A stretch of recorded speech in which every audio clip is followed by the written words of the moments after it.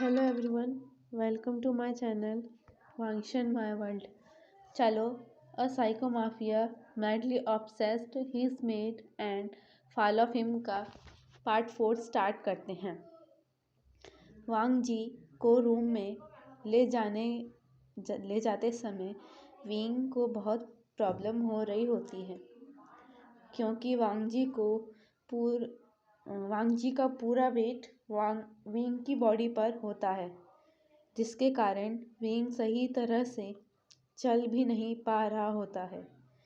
जैसे तैसे करके विंग वांग जी को उसके रूम में लेकर जाता है। अंदर आने के बाद विंग वांग जी को उसके बेड पर लेटा देता है, उसके क्लोथ्स भी चेंज करता है और उसके शूज़ भी निकलवाता है और उसके फेस भी अच्छे से वॉश करता है। और सब काम करने के बाद विंग जैसे उसके रूम से जाने लगता है तो वांग जी उसका हैंड जोर से पकड़ देता है और उसको जाने नहीं देता है। विंग जैसे पीछे मुड़ता है तो वांग जी ने उसका हाथ बहुत टाइटली पकड़ा होता है और उसका हाथ नहीं छोड़ रहा होता है। वो विंग को अपने पास ही रुकने को कहता है। विंग उसके फॉरहेड पर जेंटली हैंड रब करने लगता है और उसके पास ही रुक जाता है, जिससे वांग जी को बहुत अच्छा लगने लगता है और वो धीरे धीरे सोने लगता है। और अब विंग भी बहुत थक चुका होता है तो वो भी उसी के ही बेड पर सो जाता है। अब मॉर्निंग के टाइम हो जाता है। जिन जूशियान और जिन जीशुन और वैन शिशु एक साथ सोए होते हैं। वैन शिशु ने अपना हेड जीशुन की चेस्ट पर रखा होता है। गेस्ट रूम में जिन जीशुआन की टेक केयर करते हुए यानली भी बेड के एक कोने पर सोई हुई होती है। शीचेन के रूम हांगशी में मैंग्याओ शीचेन की चेस्ट पर हेड रखकर सोया हुआ होता है। शीचेन अपनी नींद से उठ चुका होता है और वो मैंग्याओ के हेड पर अपने फिंगर रब कर रहा होता है और उसका एक हैंड मैंग्याओ की वेस्ट पर होता है और उसने मैंग्याओ को प्रोटेक्टली और सिक्योरिटली पकड़ा होता है, जिसके कारण मैंग्याओ भी अपनी नींद से जाग जाता है और शीचेन को गुड मॉर्निंग कहता है। शीचेन मैंग्याओ को किस करने लगता है और मैंग्याओ और शीचेन के बीच एक स्वीट मोमेंट मॉर्निंग में ही हो जाता है। गेस्ट रूम में जिन जूशियान भी अपनी नींद से जाग जाता है और वो उठकर अपने बेड के एक तरफ यानली को सोता हुआ देखता है। अब धीरे धीरे यानली भी अपनी नींद से उठने लगती है और वो उठकर जिन जूशियान की हेल्थ के बारे में पूछती है। जिन जूशियान यानली के इस काइंड नेचर देखकर इम्प्रेस हो जाता है और मन ही मन यानली को अपनी वाइफ बनाने की प्लानिंग करने लगता है। यह वांगजी के रूम जिंगशी में वांगजी और विंग एक ही बेड पर सोए हुए होते हैं, पर उन दोनों के बीच कुछ भी नहीं हुआ होता है। लास्ट नाइट में जिंगशी में पहले वांगजी की नींद खुलती है और वो विंग को अपने बेड में लेटा हुआ देखकर वो मन ही मन खुश होने लगता है।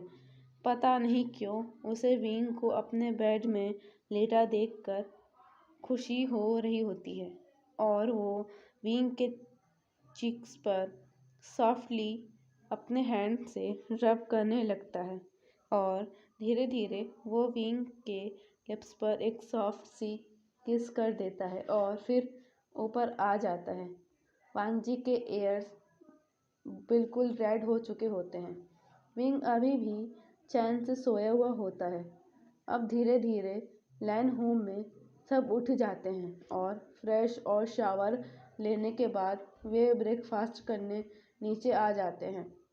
वहाँ पर वांगजी, लैन शिचेन, मेंग्याओ, जिन जुशियान के लिए लेमन जूस लेकर आता है।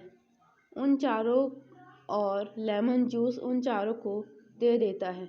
लैन किरेन सबसे पूछता है कि लेमन ड्रिंक क्यों मंगाया गया है। फिर विंग लैन चिरेन को बताने लगता है कि कल जब लैन ब्रदर्स और जिन ब्रदर्स वैन की पार्टी पर गए थे तो वैंस ने लैंस और जिन्स की ड्रिंक में ड्रग्स मिला दिया था और जिसके कारण ये चारों ड्रंक हो गए थे और वैंस अपनी ओमेगा गर्ल्स स्कीम से इनको सीड्यूस करवाकर लैन और जिन कंपनी की इंफॉर्मेशन निकलवाना चाहते थे, पर लैन और जिन ब्रदर्स ने वैंस को कुछ नहीं बताया था और लैन और जिन ब्रदर्स लैन होम में वापस आ गए थे। तब मैं आधी रात को उठा था पानी लेने के लिए। मैं अब पानी लेने के लिए किचन में गया था, तभी मैंने इन चारों को ड्रंकन स्टेट में गेट के बाहर देखा और मैं इन चारों को घर के अंदर लाया। उस समय सब सो रखे थे तो मैंने सभी लोगों को डिस्टर्ब करना सही नहीं समझा और मैंने यानी जिये को बुला दिया था। मैं वांगजी को लेकर वांगजी के रूम हांगशी चला गया था और उसकी टेक केयर करने लग गया था।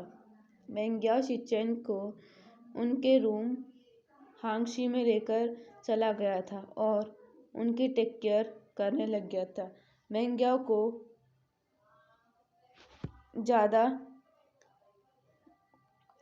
को ज़्यादा नशा नहीं हुआ था तो इसलिए वो शिचेन गर्ल को लेकर उनके रूम हांगशी में चला गया था।